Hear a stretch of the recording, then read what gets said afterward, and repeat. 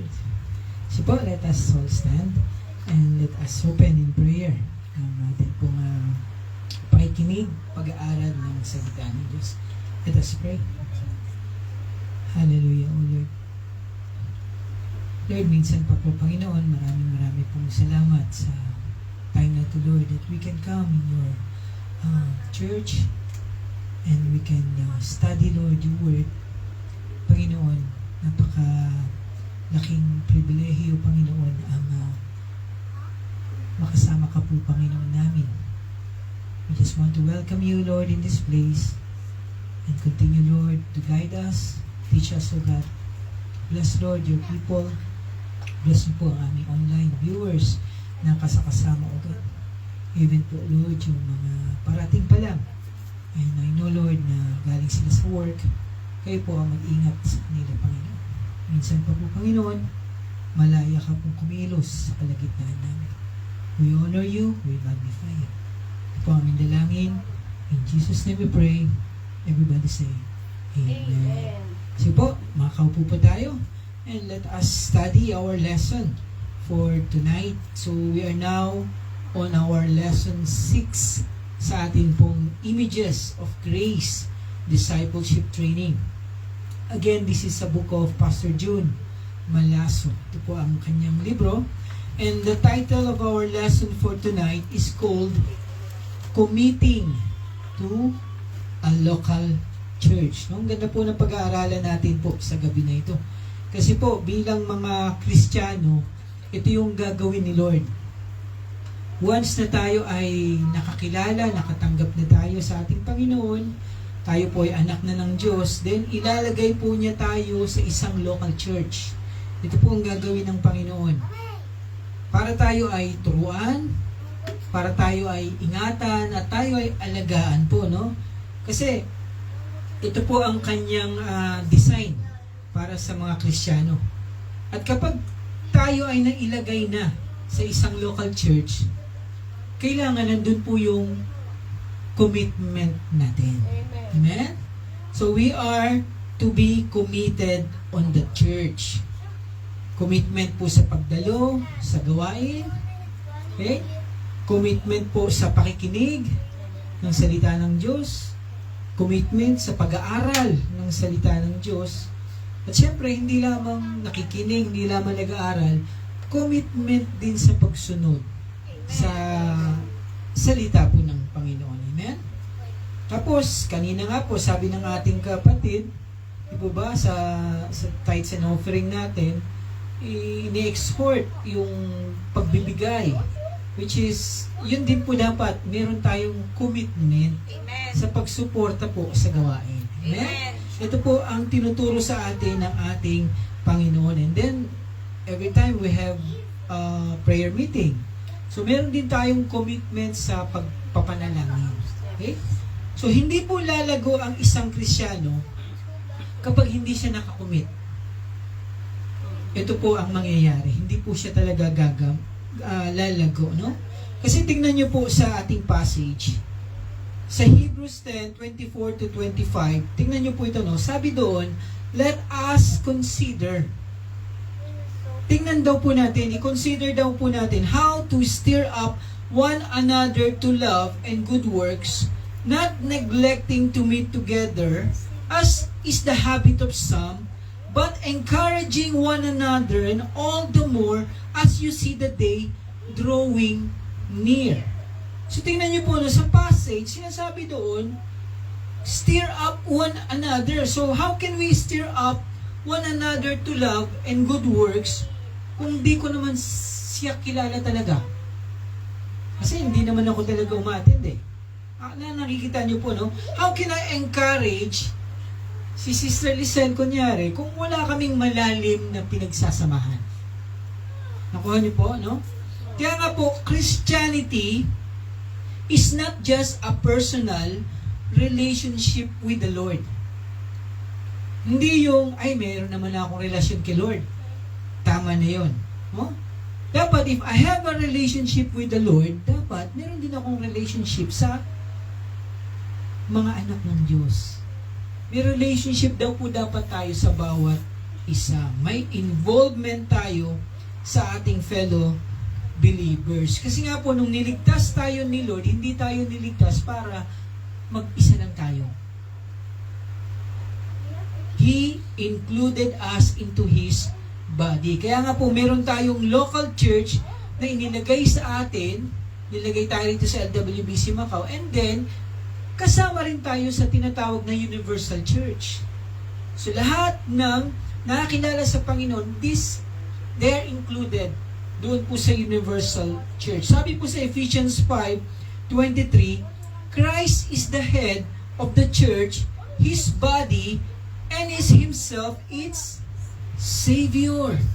Kaya nga po, the moment na niligtas tayo, na ikaw po ay naligtas, kailangan mapabilang ka sa isang local church. Kasi po, yun po yung magiging way ng ating Panginoon para ikaw ay lumago. Amen? But then, ito din po ang kailangan nating tanungin. Kasi alam natin na mahalaga pala mag-join sa isang church. So, kailangan po natin yun. Pero, we also need to ask ourselves, kailangan alam natin ito, paano mo naman malalaman kung yung church na aatinan mo o magjo-join ka ay totoong church? Okay? Kasi hindi dapat tayo basta-basta lang pumupunta sa isang church. Ay, punta nga ako dito na lang ako. Hindi po dapat. Dapat po, yung inaatinan nating church ay tuturuan ba tayo ng tama? O tuturuan ba tayo ng mali? Okay? Kasi tingnan niyo po, no? The Bible has warnings. Sabi po sa 2 John chapter 1, 7 to 11, For many deceivers have gone out into the world. So marami daw po na nakakalat na manluloko. Sino rito yung ayaw na niloloko siya? Amen. Diba lahat tayo? So sabi dito, many deceivers have gone out into the world, those who do not confess the coming of Jesus Christ in the flesh. Such a one is the deceiver and the antichrist. Verse 8, watch yourselves. So tignan daw po nating mabuti ang ating mga sarili, so that you may not lose what we have worked for, but may win a full reward. Everyone who goes on ahead and does not abide in the teaching of Christ does not have God. Whoever abides in the teaching has both the Father and the Son. If anyone comes to you and does not bring this teaching, do not receive him into your house or give him any greeting. Kita niyo po, no? For whoever greets him takes part in his wicked works. So kaya po, if you belong to a church na hindi naman pala nagtuturo ng tama patungkol po sa ating Panginoong Jesus, no? Yung words niya, para na daw tayong sumasali sa wicked ways ng kaaway. Okay?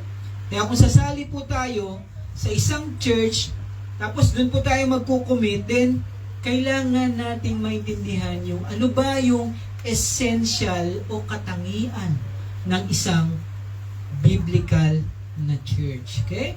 So what are the essential marks para ma-qualify ng isang local church ay totoong church ng ating Panginoon?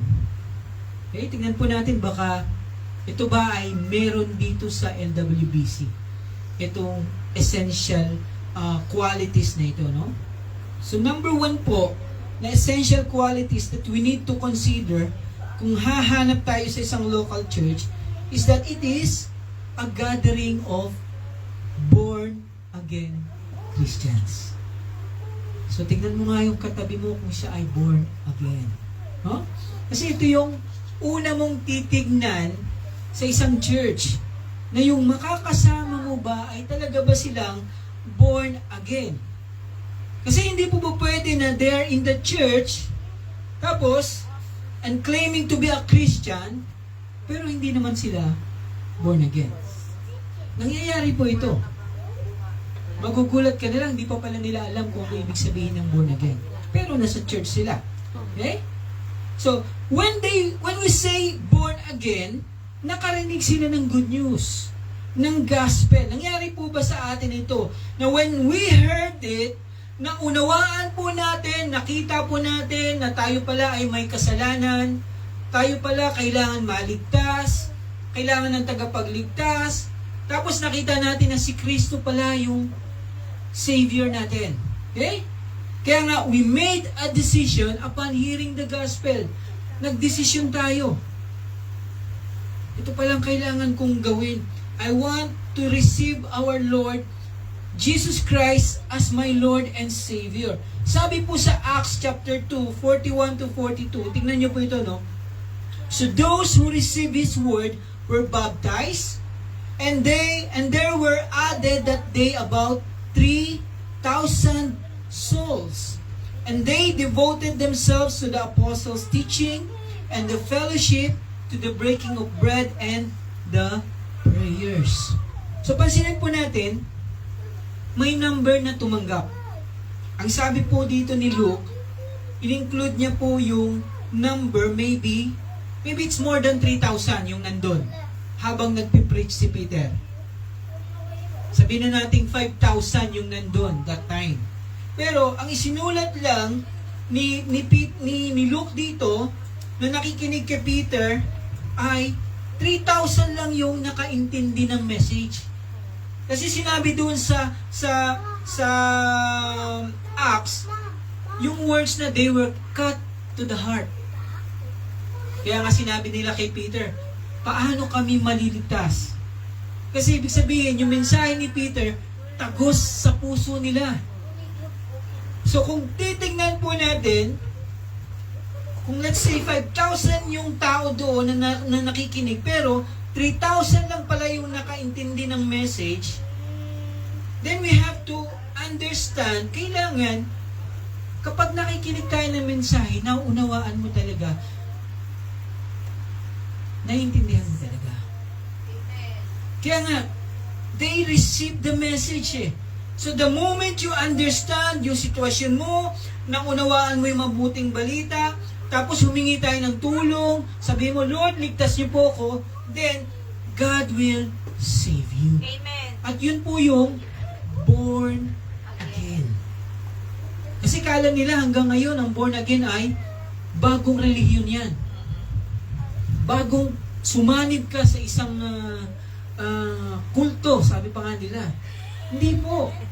Walang maliligtas kapag hindi siya ay na-born again. No? Ito po ang sabi ng Bible sa atin. Meaning to say, ang Diyos ang gumawa, ikaw dati kang patay. Wala kang magagawa sa sarili mo. Pero ang Diyos po, binuhay tayong muli dahil nga humingi tayo ng saklolo sa Kanya. Kaya nga po ngayon, naunawaan mo na ito na naawa sa iyo ang Diyos kasi nanampalataya ka. Kaya nga po ikaw ngayon ay binayayaan na ng Diyos para ikaw ay maligtas. Kaya nga, ito po dapat ang first consideration natin na ang kasama mo ba ay born again. Diyan ba sa LWBC, ang mga kasama ko ba ay born again? So ito na po ay nasa isip natin, di ba? And then another thing, paano mo naman malalaman na born again talaga sila? Okay? Kasi gusto mo makapunta sa isang totoong church eh. Eh ang totoong church pala kailangan is made up of born again. Ngayon, naintindihan mo na yung pagiging born again. Ngayon, paano mo nun malalaman kung ito nga bang katabi ko ay born again? Okay? So una po, ano po yung criteria kung gusto mong malaman na naging born again na sila? So una po, sasabihin nila sa iyo na, ano yung kanina? They heard the gospel. Ito po yung una. No? Di po ba ang sabi sa Bible, faith comes by hearing and hearing the word of God. Kasi again, hindi naman tayo ganito dati eh. Hindi naman talaga tayo ma-attend, na gusto nating umattend. Ma-attend tayo kasi nakasanayan na, napilit ka, kailangan. Kasi relihiyon. Di po ba? Pero ngayon, hindi po kasi nga, faith comes by hearing the word of God. Meron ka na ngayong faith. And then pangalawa po, hindi lang dapat narinig natin, naintindihan mo talaga. Okay? They have understood the gospel. Number 2 criteria of being a born again, you understood the gospel. Tingnan niyo po sa Romans 10:15 to 18.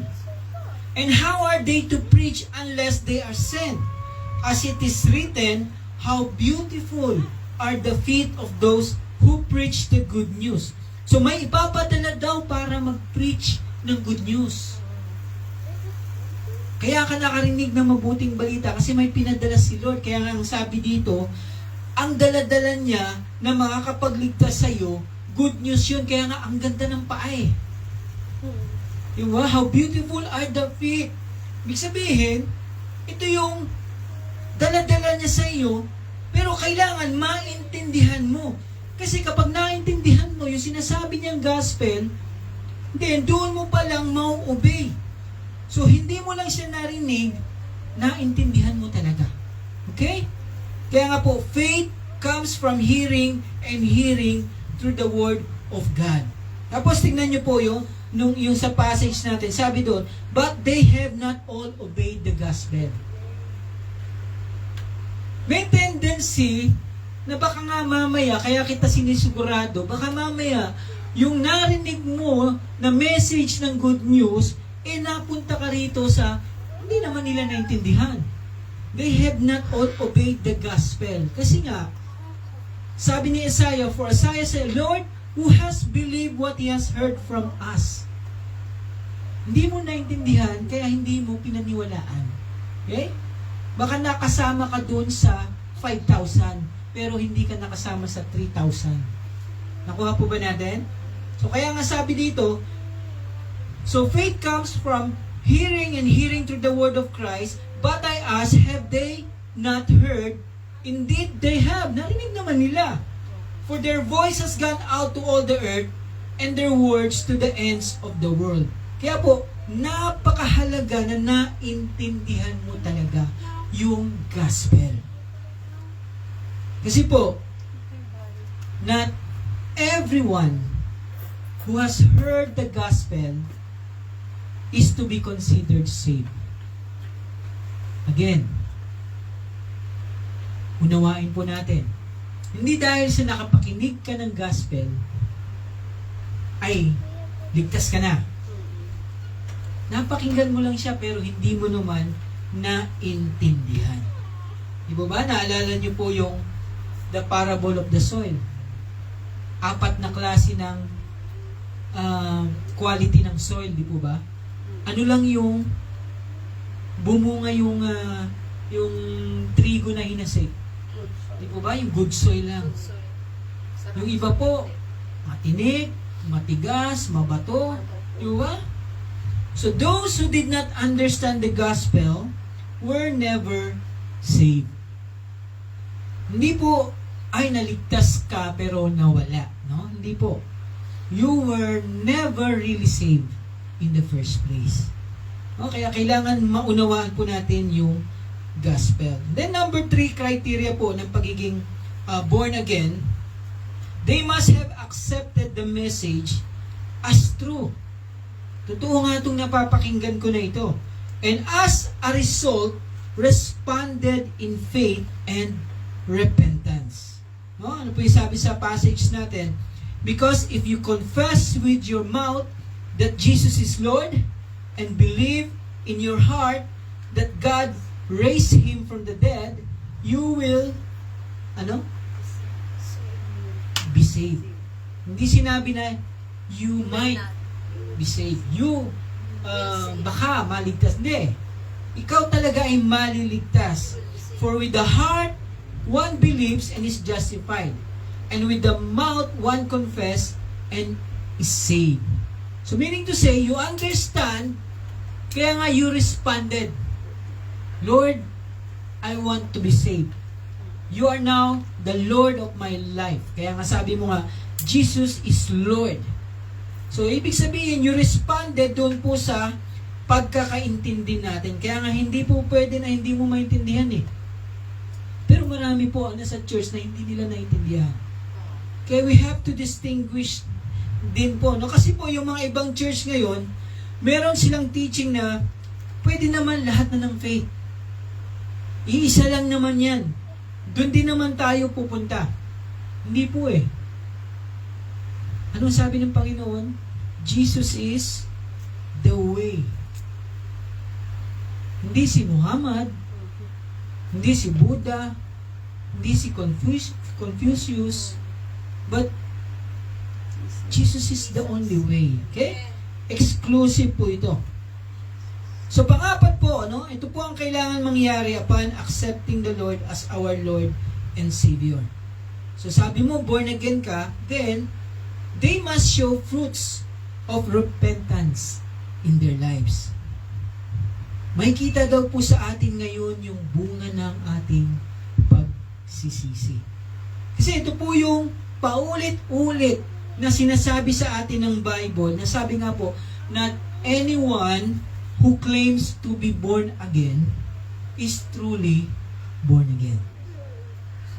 Kiniklaim mo na anak ako ng Diyos. Ikaw lang ba anak ng Diyos? Diba? Naririnig natin ito minsan eh. You're claiming to be born again, pero kailangan patunayan natin. So paano? Sabi nga po, by our fruits. Namumunga daw po tayo. Sabi po doon, bear fruit in keeping with repentance. So makikita daw po talaga ito sa mga totoong Kristiyano. Kasi kung hindi po, ito po yung nakakalungkot, kapag hindi nakita sa atin yung fruit of repentance, then tayo po yung sinasabi ng ating Panginoong Hesus dito sa Matthew 7. We claim to be na siya yung Lord natin, pero siya, hindi tayo kiniklaim niya na tayo ay kilala niya. Ano po yung sabi sa Matthew 7? Not everyone who says to me, Lord, Lord, will enter the kingdom of heaven, but the one who does the will of my Father who is in heaven. On that day, many will say to me, Lord, Lord, did we not prophesy in your name and cast out demons in your name, and do many mighty works in your name? And then I will declare to them, I never knew you. Kita nyo? Hindi niya sinabi na, I knew you once, pero hindi na kita kilala. Hindi. I never knew you. Never kita talagang nakilala. Kaya nga sabi niya, depart from me, you workers of lawlessness. So now our question is, Pastor, ano po ba yung fruit of repentance na yan? Nasabi mo, kailangan nating makita. Kasi di po ba sabi ng Panginoon sa Matthew 3:8, bear fruit in keeping with repentance. So how can we know na nagsisi na ba talaga tayo ng totoo? Okay? So una po, sa ating libro, sabi po dito, if we want to know na nagsisi na talaga tayo ng totoo, there should be a growing desire for God and the things of God. Okay? Gusto mong makilala talaga ang Diyos. Kaya ka nga nandito eh. Diba? Kaya ka nauuhaw. Para bang hindi ka satisfied kapag hindi ka naka-attend ng gawain. You want to know Him more. Pagdating sa mga bagay na patungkol sa Diyos, gusto mong ginagawa ito. Hindi ka nahirapan, hindi ka napapagod. Kahit nakakapagod yung ginagawa mo. Kasi dati, bakit ka ba mag-aaksaya ng 1 oras, 2 oras? Pagod ka, galing ka sa work. Pero masarap ang pakiramdam mo kasi iba yung kapahingahan ng sa Panginoon kasi alam mo, ito yung gusto mo sa fellowship. Amen? Gusto mong kasama yung mga nagmamahal din kay Lord. There is this desire. Diba? Sa praise and worship. Kahit hindi mo napapansin yung katabi mo kasi talagang umiiyak ka, nakapikit ka, because you're singing to the Lord. So there should be growing desire for God and the things of God. Ito po yung isa pong makikita natin na fruit ng repentance. Pangalawa po, there should be a growing love for holiness and an increasing repulsion for sin. Di po ba last month, we have just finished yung team natin about holiness. Kaya alam po natin na ito na talaga yung parte ng buhay natin, yung holiness. Hindi yung, kasi team lang ito. Pagkatapos, balik na naman tayo sa kinagawian natin. Hindi po eh. No? A true repentant Christian should have a growing love for holiness. Nandidiri ka na sa sarili mo kapag nagkakasala ka. Ito po yung ibig sabihin ng repulsion. Hindi ka na mapakali kasi nga may Holy Spirit ka na eh. Hindi ka na matahimik kapag gumagawa ka ng mali. You do not practice sinning anymore. Hindi ka na sanay ng ganito. Eh dati po, di ba? Kahit nagkakasala tayo, ang himbing ng tulong natin. Di ba? Nakagawa ka ng masama, nakapag-isip ka ng masama, nakapagsalita ka ng masama, pero wala lang sa'yo. Mahimbing pa rin yung tulog mo. Pero ngayon, hindi na po. Kasi nga, hindi na tayo patatahimikin ng Holy Spirit. Okay? Tingnan niyo po ito sa 1 John 3:4-10. Everyone who makes a practice of sinning also practice lawlessness. Sin is lawlessness. Tingnan niyo po, ano yung sabi ng Panginoon, kaya siya pinalayas? Ano sabi kanina, nung binasa natin? I never knew you, you depart from me, you workers of lawlessness. So sabi dito, lahat daw na nagpa-practice ng kasalanan also practice lawlessness. Sin is lawlessness. You know that He appeared in order to take away sins. Sino yung nag-appear? Ang ating Panginoong Jesus. Kinuha niya yung kasalanan mo. And in Him there is no sin. Pirin mo, ikaw makasalanan pero ang Diyos walang makasalanan. Pero kinuha niya yung kasalanan mo para iligtas ka. So, no one abides in Him, keeps on sinning. Kung ikaw ay nasa Panginoon na, hindi ka magpapatuloy sa paggawa mo ng kasalanan. No one who keeps on sinning has either seen Him or known Him. So, kung patuloy daw po tayo sa ating kasalanan, ibig sabihin, hindi mo talaga siya kilala. Ito lang po ang sinasabi dito. Huh? Little children, let no one deceive you. Whoever practices righteousness is righteous, as He is righteous.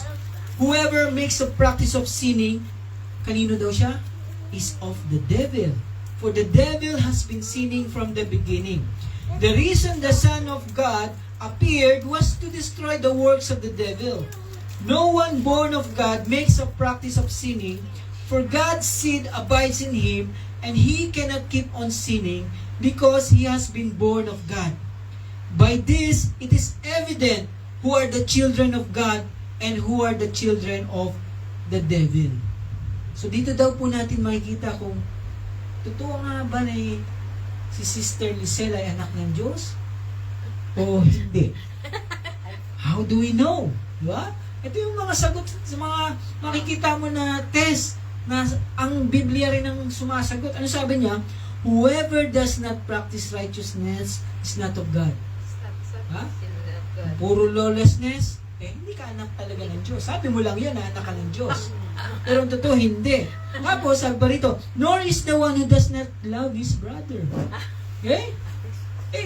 Ang tagal-tagal mo ng kaaway si ganito, sabi mo, anak ka ng Diyos. Diba ba?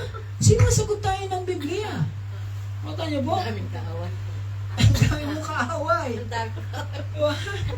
Kaya po, kung lagi daw tayong patuloy sa ginagawa nating kasalanan, hindi matigil-tigil yung ginagawa nating kasalanan, we have to ask yourself kung totoo ba talaga na nagsisi ka.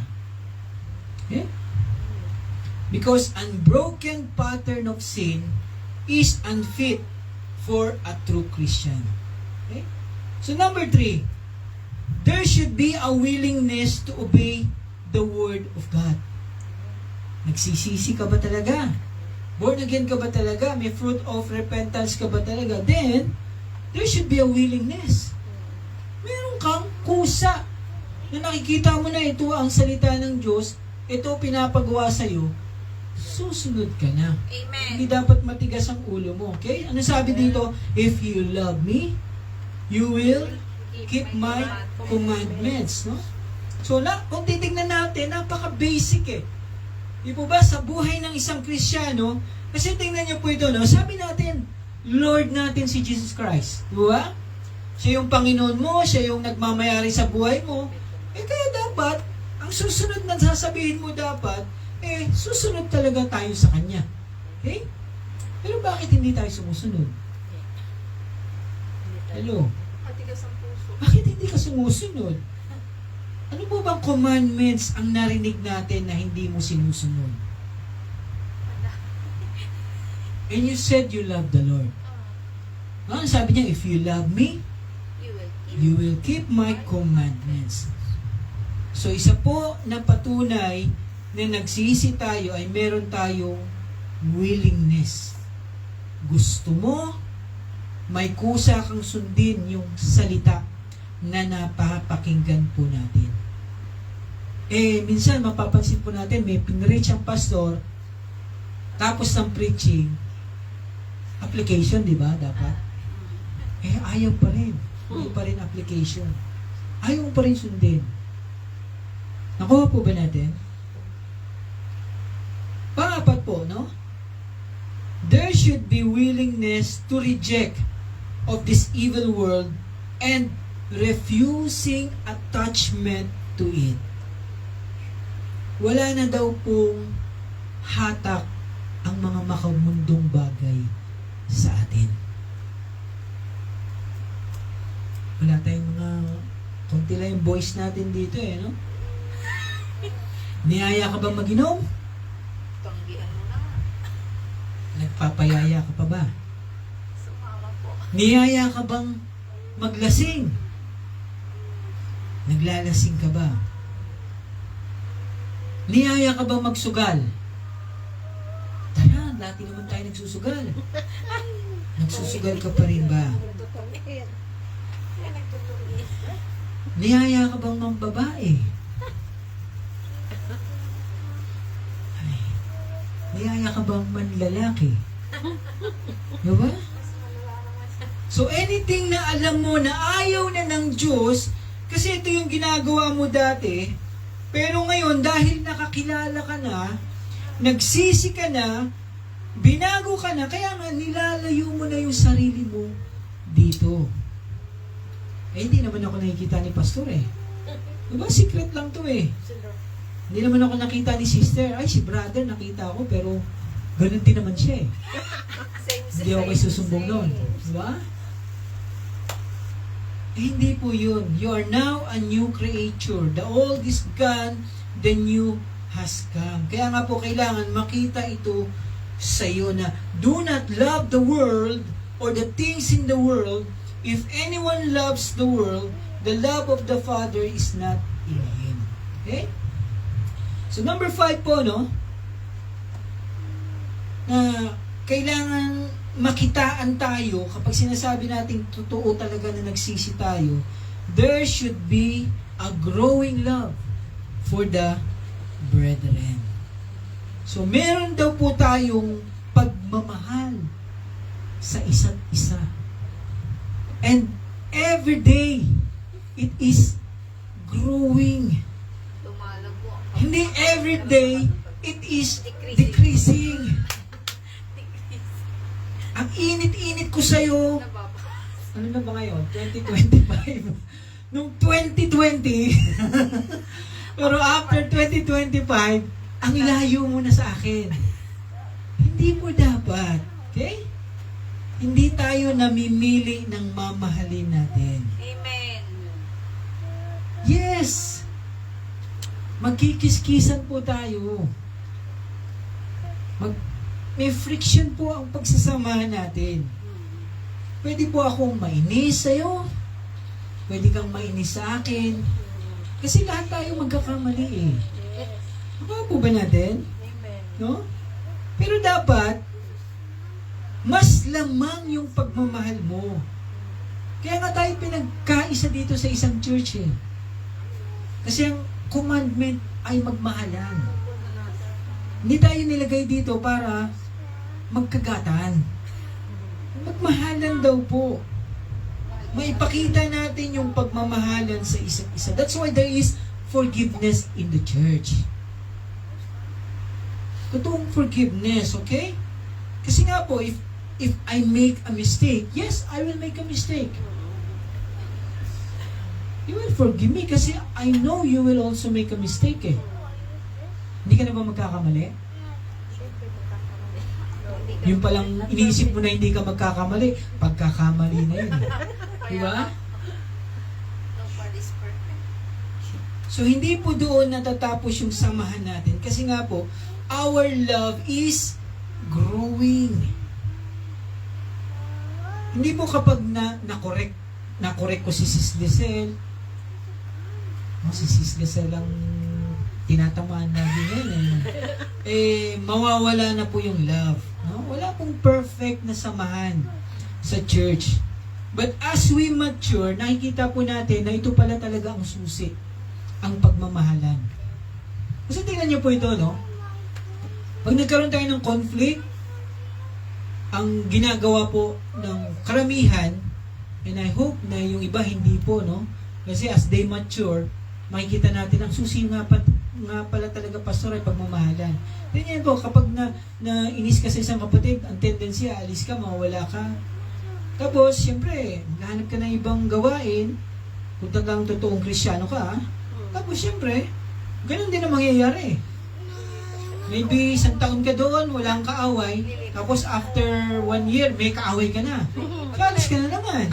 Nakita niyo po, so, ibig sabihin, walang perfect na samahan sa church, pero as we mature, makikita natin yung susi is yung pagmamahalan natin that grows every day. So it is our mark of a true disciple. Sabi nga po, di ba, by this, all people will know that you are my disciples. Ano yung this? If you have love for one another. So ito daw po yung patunay na namumunga yung ginawa nating pagsisiyang. Sabi po sa libro, no?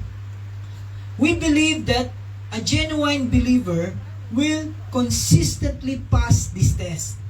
Because this test will show that he is already in Christ. These fruits come in a varying degrees and intensities. However, thus some Christians will become more devout than others, more holy, more obedient, more unattached to the world, and more loving to the brethren. Nevertheless, no one's life should be characterized by persistent dislike of God, unholiness, disobedience, worldliness, and hatred for, or even just apathy toward for the brethren. So, patapatan daw po ang buhay ng isang Kristiyano. Huwag daw po tayong padaya, baka mamaya hindi tayo makapasa sa test. Di ba? Kaya nga ang sabi ng Bible lagi, we are to examine ourselves. Examine daw natin, suruin daw natin ang ating mga sarili kasi nga po, hindi po biro yung magkamali. Hindi po natin pwedeng ulitin kapag nandun na tayo, kaharap natin si Lord. Dalawa lang yan. My good and faithful servant, or I never knew you. Dalawa lang maririnig mo sa Kanya. So next, sa ating essential qualities po, no, na kailangan natin makita sa isang totoong church, is that, ano yung una? Made up of born-again believers, no? Christian. Ha? LWBC ba ay made up of born-again Christian? Yes. Okay. Then pangalawa, devoted to the teachings of the apostles. Okay? So ituloy po natin ito next time ulit. Okay? So, huwag tayong magmadali. No? Ayoko yung minamadali natin kasi gusto ko pong mahimay-himay natin ito. Amen? Masarap pong mag-aral at naiintindihan natin. No? Ang dami nating pinag-aralan pero nasa isang part pa lang po tayo.